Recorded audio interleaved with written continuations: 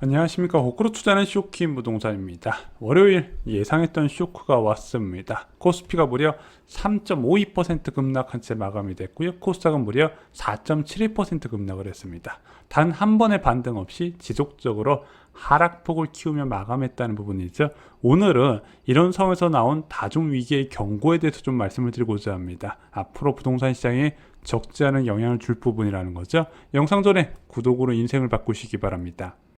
자, 여러분들 아시다시피 금요일날 미국 소비자 물가지수가 발표됐죠. 8.6%가 나왔습니다. 시장 전망치 8.3%를 가볍게 뛰어넘었고요. 이전에 물가 정점이라고 이야기가 나왔었던 최고치 2022년 3월에 8.5%보다 높게 나타났다는 부분이죠. 시장에서 기대했던 인플레이션 정점론이 한순간에 무너지는 순간이었습니다.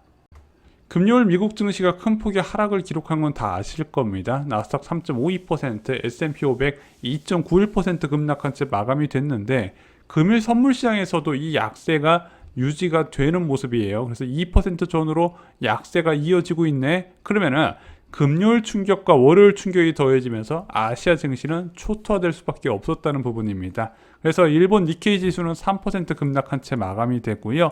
홍콩 항생 지수가 3.44%, 한국 코스피가 3.52% 급락한 채 마감이 됐습니다. 오늘 코스피 같은 경우는요, 시총 상위 52종목 모두 다 하락한 채 마감이 됐습니다. 자, 환율 역시 불안한 모습이 보이고 있어요. 1284원, 오늘 시간에서 오른 것 플러스해서 4원 더 오른 채 마감이 됐습니다. 지금 미국 달러 인덱스 지수가 104.4까지 치솟았죠. 자, 5월 초까지만 해도 원달러 환율이 1300원까지 올라간다는 이야기가 나왔을 때 1290원 수준까지 올라갔거든요.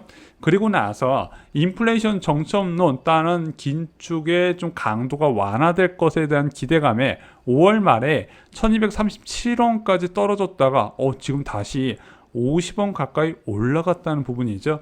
환율 시장이 이렇게 널뛰기를 하고 있는데 이게 구조적인 문제가 뭐냐면요. 원달러 환율이 이렇게 높게 워낙 약세가 나타나잖아요.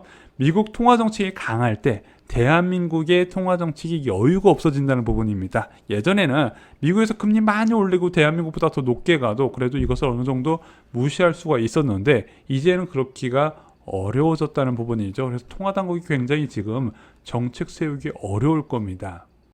국채금리 말할 필요도 없겠죠. 미국에서 금리를 더 자주 올린다고 하니까 3년물 한국 국채 수익률이 3.483%로 무려 20pp 급등했습니다. 자, 이 3년물 국채 수익률은 대한민국 유동성 지표로 알려져 있죠. 오늘 회사채 시장에서는 폭격 맞았습니다. 왜? 3년물 채권 수익률이 치솟으니까 회사채는 거기에 더 프리미엄 얹어서 더 뛰었다는 부분이죠. 이미 AA- 등급에서는 채권 수익률 4%대가 이제 일상화가 돼버렸다는 부분입니다. 자, 한국 10년물 국채 수익률은 3.644%로 무려 15bp 가까이 상승을 했고요. 30년물은요 3.3%까지 올라갔습니다. 미국 10년물 채권 수익률이 3.18%까지 올라가다 보니까 대한민국 장기채 금리도 그에 따라갈 수밖에 없다는 부분이죠. 결국 기재부에서 나서서 바이백 규모를 확대하고요. 또한 통한채 발행량을 줄이기로 한 겁니다. 이 바이백은 뭐냐면은 만기가 앞둔 국채를요 그냥 기재부에서 사들이는 다시 사들이기 때문에 바이백이라고 불리는데 지금 수요를 이제 늘리고 공급을 축소시켜서 시장을 좀 안정화시키려고 하는데 이게 대세적인 흐름이 이러다 보니까 그냥 일시적인 한쪽 방향의 과도한 쏠림을 방지하는 정도다 이렇게만 보시면 될 것 같습니다. 자, 지금 장기채 금리가 엄청 치솟았잖아요. 아까 10년물이 3.6%, 30년물이 3.3%대 얘기가 나오잖아요. 지금 은행 예금금리 2.56 정도 얘기가 나오고 있거든요. 그러면은 장기채 금리가 이렇게 3% 초반, 중반까지 올라가 버리면 솔직히 기존 주택 보유자들 다 팔아야 돼요. 특히 은퇴 앞두신 분들 있잖아요. 빨리 처분하고 이 장기채로 갈아타는 것도 나쁘지 않은 선택이라는 겁니다. 예시를 하나 들어볼게요. 요즘 서울에 어지간한 아파트 웬만하면 다 10억 넘거든요. 장기적으로 내 집으로 목적으로 주택 갖고 있던 분들 5억 전으로 사신 분들 많을 텐데 얘가 15억이 돼버렸네. 그럼 이 10억짜리 아파트를 나는 대출이 없기 때문에 팔면 15억 다 받아. 이것을 팔아서 장기채를 사버리잖아요. 그러면 연 이자가 5천만 원이 발생을 합니다. 월 422만 원이에요. 왜? 30년물 채권 수익률이 3.4% 가까이 되기 때문이죠. 지금 직장인 평균 월급이 320만 원인데 10억짜리 아파트 팔면은 422만 원 받을 수가 있다는 부분이죠. 그러면 은퇴 앞둔 사람들은 당장 팔아야 돼요. 다주택자 세금 깎아줄 때 얼른 처분할 이유가 된다는 부분이죠. 이런 장기채 투자가 일반적으로 보편화되지 않았기 때문이지 만약에 사람들이 알았다면 이거 당장 부동산 팔려고 할 겁니다. 가상화폐의 대장 비트코인 역시 큰 폭의 하락세를 기록했습니다. 얼마 전까지만 해도 3만 불대에서 좀 버티는 모습이 나타났는데 순식간에 2만 5천 불대로 밀려나네요. 지금 잘 보시잖아요. 그동안에 연준에서 제로금리 맞추고 양적 완화 진행하면서 화폐 가치에 대한 불신이 좀 있었거든요. 그러면서 유동성이 위험자산에 몰렸는데 그 위험자산들 전부 다 강한 조정을 받고 있다는 부분이죠. 그래서 6월 14일부터 15일까지 진행되는 FOMC까지 이 변동성이 이어질 거라고 보여집니다. 이런 상황에서 WTO 사무총장은 다중위기를 경고했습니다. 세계무역기구 사무총장이 전례 없는 위기라고 이야기를 한 부분이죠. 다중위기란 무엇일까요? 코로나19 팬데믹, 러시아 우크라이나 전쟁, 원래 이게 빨리 끝날 줄 알았는데 워낙 장기화되다 보니까 다 꼬여버렸어요. 식량 문제, 에너지 위기까지 장기간 이어질 수 있다는 부분이죠. 그러면서 어떻게 이 사무총장이 표현을 했다. 내 인생에서 이처럼 수많은 갈등이 동시에 불거진 적이 없었다고 이야기를 한 거죠. 이런 위기들은요, 세계 경제 침체로 이어질 겁니다. OECD와 세계은행 모두 다 얼마 전에 글로벌 스태그플레이션을 경고했었죠. 성장률 전망치를 대폭 낮춘 겁니다. 올해 경제의 성장률 전망치를 당초에 4.5%로 봤다가 어이구야 3%로 뚝 떨어지네. 무려 1.5%포인트 줄여버렸다는 부분이죠. 자, 스태그플레이션이 뭐냐면요, 높은 물가 상승과 경기 후퇴가 동시에 나타나는 경우입니다. 솔직히 이거 자산시장에는 이것보다 최악의 상황이 없는 거예요. 일반적으로 경기가 둔화되면 두 가지 대책을 사용할 수 있습니다. 첫 번째, 정부의 경기 부양체에 확장적 재정 정책을 쓸 수 있다는 거죠. 정부가 부채를 늘려서 그 부채를 경기 부양을 위해 직접적으로 집행을 한다는 부분이죠. 그래서 뭐 인프라 투자도 하고 저소득층에 보조금도 지급하고 이런 식으로 소비가 많이 늘어날 수 있도록 정부가 역할을 한다는 겁니다. 또 하나는 중앙은행의 저금리 정책이에요. 완화적 통화 정책, 기축통화 국가 같은 경우는 저금리 정책뿐만 아니라 양적 완화까지 진행을 할 수 있는 부분이죠.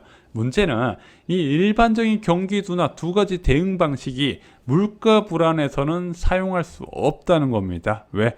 더 많은 유동성 증가를 부르기 때문에 물가 불안을 확대시킬 우려가 있다는 부분이죠. 그래서 한번 스태그플레이션이 찾아오면 벗어나기가 굉장히 어렵습니다. 또한 급락한 자산 가치가 이 스태그플레이션에서는 반등하기가 어려워요. 원래는 커다란 위기가 오면 물가부터 꼬꾸라 내리거든요. 그러면서 완화적 통화 정책이 사용되면서 자산 가치를 다시 V자 반등시킬 수가 있었는데 이런 스태그플레이션에서는 그런 그림을 그릴 수가 없다는 겁니다. 자, 물론 한국이나 미국 모두 스태그플레이션에 대해서 아직까지는 걱정할 정도는 아니란 평가입니다. 일단 중앙은행이나 정부 관계자들 다 똑같이 이야기를 하고 있어요. 미국 같은 경우는 일단 고용시장이 뜨겁잖아. 경제가 정말로 안 좋으면 사람부터 줄이겠지. 근데 지금 사람 먹고 해서 난리잖아. 자, 이거는 어떻게 해석할래? 또 하나는 지금 무려 2.3조 달러 규모의 초과 저축이 미국 가계에 있는 상황이다. 여전히 인플레이션에도 불구하고 임금이 계속 올라가주면서 그것을 상충해주고 있고 또한 많은 현금을 갖고 있기 때문에 앞으로 소비는 탄탄할 것이다. 이렇기 때문에 미국 경제가 쉽게 흔들리지 않는다고 보는 시각이 있습니다. 대한민국 같은 경우는 이제 주요 기관들의 올해 경제 전망이 2.7% 상승률로 좀 줄어들었거든요. 근데 이게 2.7%가 장기적으로 보면 적은 거냐? 그렇지는 않다는 거죠. 현재 한국의 잠재 성장률 2.1%를 넘는 준수한 성장이다. 여전히 고성장이다. 이렇게 본다는 부분이죠. 또 하나, 대한민국은 이렇게 원자재 가격이 높았을 때 오히려 경제가 더 잘 돼가더라. 여러분 잘 생각해 보세요. 대한민국 경제의 암흑 시기라고 할 수 있었던 2012년부터 2019년까지 보면 국제 유가가 굉장히 바닥 수준이었거든요. 한국의 주력 산업 역시도 같이 바닥을 기었는데 오히려 지금 원자재 의존도 원자재 가격이 크게 치솟으니까 주요 산업이 호황을 맞이하고 있다는 부분이 있죠. 그래서 아직까지는 스태그플레이션이 오진 않았다고 주장하시는 분들도 여전히 아직까지는 걱정할 수준이 아니다 이렇게 이야기를 하고 있는 겁니다. 하지만 원유나 식량 원자재 급등 장기화 시 완전히 배제하긴 어려운 부분도 있다는 거죠. 오늘도 유일하게 선방한 자산은 무엇일까요? 부동산이죠. 오늘 하루아침에 주가가 급락했다고 금매가 늘어나지는 않았습니다. 왜냐면은 거래량이 적은 부동산은요, 향후 악재를 미리 선반영하지 않아요. 게다가 아직 5월 금리 인상에 따른 코픽스 금리도 반영이 안 됐거든요. 5월에 금리 인상했으면 6월 15일 날 코픽스 산정할 때 반영이 될 텐데 아직 그것도 반영 안 됐기 때문에 대출 금리에 영향을 못 주고 있어요. 그리고 또한 올해 유난히 적은 입주 물량도 영향이 있다는 부분이죠. 자, 그래서 지금 부동산 시장의 큰 조정을 바라기보다는 지금은 점진적인 약보합 상태가 이어질 것 같다고 저희가 올해 이제 부동산 시장 전망부터 말씀을 드렸습니다. 하지만 금리가 높은 수준에서 입주 물량이 늘어나면 그때 굉장히 위험한데 이 시기가 한꺼번에 무너질 가능성, 시세가 붕괴될 가능성까지 경고를 드렸죠. 그게 올해 겨울이었습니다. 현재 가장 똑똑한 내 집 마련 방법은 무엇일까요? 이런 긴축 상황에서도 존재하는 로또 분야라고 말씀을 드렸습니다. 엄청난 물량이 쏟아집니다. 물론 다 좋은 건 아니에요. 저희가 정말 여러분들께 인생을 바꿀 만한 분양에 대한 공급 정보하고요. 당첨 꿀팁은 저희가 쇼킹부동산2 청약 갑부서적에 자세하게 정리를 해두었습니다. 청약으로 인생이 달라질 수 있다는 거 잊지 마시고요. 내 집 마련 포기하지 마시기 바랍니다. 이상으로 영상 마치겠습니다. 좋아요, 구독, 공유 꼭 부탁드립니다. 감사합니다.